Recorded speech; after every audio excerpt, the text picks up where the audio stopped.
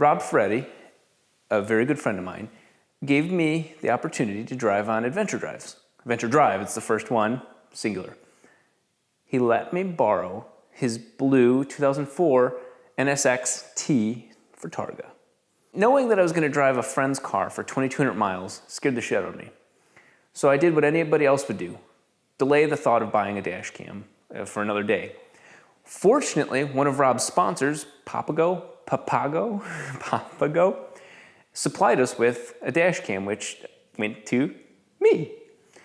At the same time, a company, who I think is a very intelligent company, reached out to a guy who's done more than $150,000 in insurance damage, fraud, just kidding, and gave me a dash cam asking for me to review it. Our trip made it all the way to Zion National Park down in Utah, which is beyond beautiful. Here's a couple pictures. One morning, getting ready to leave, we parked in an angled parking lot. Now, if you've ever watched my rants on Facebook and Instagram, you'll know I think that people aren't intelligent enough, myself included, to handle the simple concept of an angled parking lot. You pull in, you go in at your angle, you pull back out, you go out the other entrance. Way too complicated for people, including this person. Now, in the middle of enjoying breakfast, which I am not a morning person at all, that sad voice rang out in the cafe. Would the owner of blue Ferrari, Acura, everybody thinks it's a Ferrari, could somebody come here? My heart sank because I already knew what happened. This is not the first rodeo for me. And sure enough, somebody hit the damn car, parked perfectly in the middle. I even lined it back up just to make sure I was in the middle of a parking spot. There was no reason for this person to hit me. All I can suspect is they did this instead of this. So this is a public service announcement. If your angled parking lot goes like this, you back out and go this way.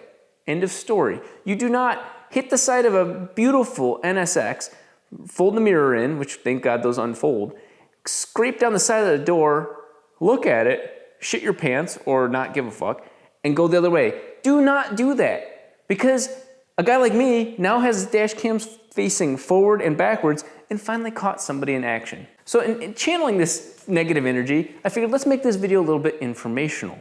Let me review both dash cams and tell you how I feel about them. There are a handful of things that bother me about these dash cams because they're clearly made in some foreign country. The English support is not there, but they do a damn good job. So let's take a look at the one that they sent me.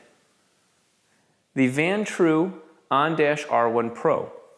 Now this device retails for approximately $100 and some odd, low hundreds, like I'm talking like 120 bucks, somewhere in there, and it is sturdy. It's a pretty solid device. We'll be comparing that to Rob Ferretti's sponsor, who gave me this Papago Go Safe 200 with a little dinky slide out thing. This device feels a little bit more flimsy, but it sure as hell works. So a couple key takeaways. Both of these devices are actually very confusing to use at first. Fortunately, if you have a memory card, which these both take micro SD cards, you plug it in, power it up, and it starts recording automatically. So even if you're not sure what the options and menus and all those sort of things are, leave it at default, and it actually does record everything that you're doing. So I got into a little bit of trouble with this device.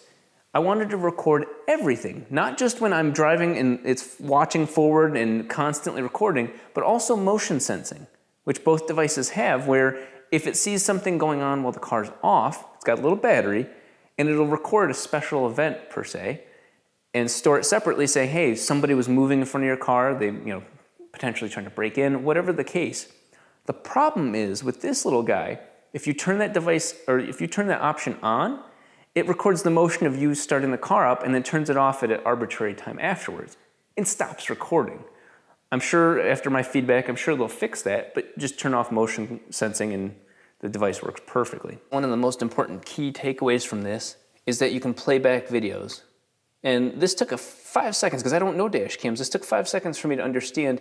Event video is for situations where the motion sensing or the G-force sensing has been triggered. Whereas normal video is you just driving. So let's see me riding dirty. Well, those aren't me riding dirty. Those are me playing with the camera right now. Oh, well, there you go. You can see me leaving the house, and you can tell it's pretty monotonous video right there. Now, I have it set to 5-minute increments. That meaning it's kind of useless. It doesn't mean it's going to record for 5 minutes and stop. It just means it puts the videos in 5-minute segments. Nothing interesting is happening in this video, and that's what's important. If I was getting in an accident or whatever, here we go. Here's the video.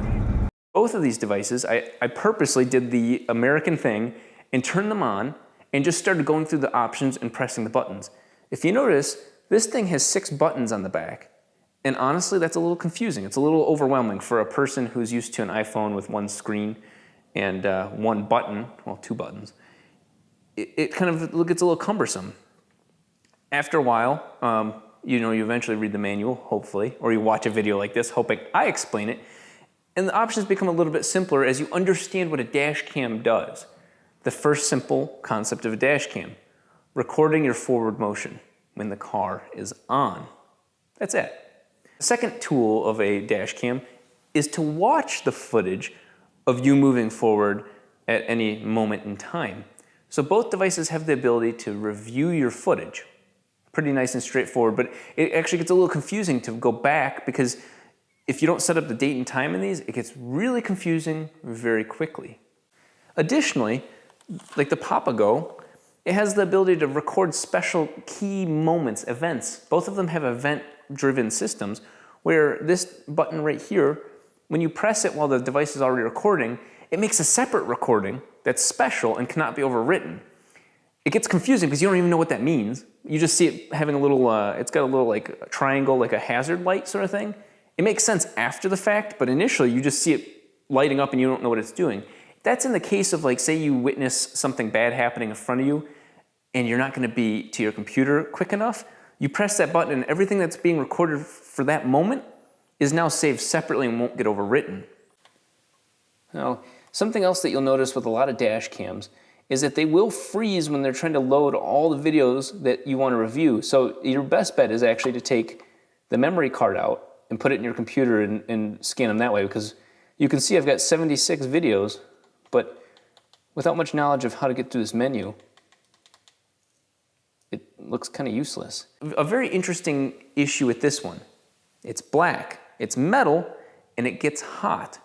Even in their own half English instructions, they do say don't leave it in the sun, but I've done that on purpose. This thing gets really, really hot. So be careful with that. That's something that this one really does, being a metal and kind of compact design, got like too hot to the touch. And of course, I'm afraid that it's gonna start melting the device. Something that's really cool about the VanTrue, and I accidentally turned it on, is that it uses micro USB as I turned it off. It uses the same USB, micro, mini. I can't ever remember the difference between the two. You plug it in and see if it fits. It uses the same one as Androids do. So when the car's off and you need some extra juice, you can use this cable, which is really long, to charge your phone. This device uses the other one. It uses the GoPro sort of connector. So the way I look at it from being a video guy, this one's for your GoPro, that one's for your phone. Something else that it takes a little bit of getting used to is that both of these use micro SD. You have to push it in and it pops out. And yes, those 4 pixels that you see on your screen are actually 32 gigabytes of memory. It's pretty awesome, but very small. So there are 2 devices. Something that you're also going to notice is, remember, when you're driving, these are going to be in your way. So you're going to probably put these near or behind the rearview mirror because they are a distraction. If you have the screen going, these are a distraction. You'll see the screen moving, you'll see stuff going on. So your best bet is to try and kind of hide them, forget about them, just make sure they're working, obviously for safety reasons. But this one tends to be more of a vertical footprint. This one definitely, as you can tell, a horizontal one. So you've got your once you adjust them, you've kind of got your preference as to which one you want in your way. Because even with that, little menu bar, digital analog menu bar, whatever you want to call it, it's still more of a vertical device.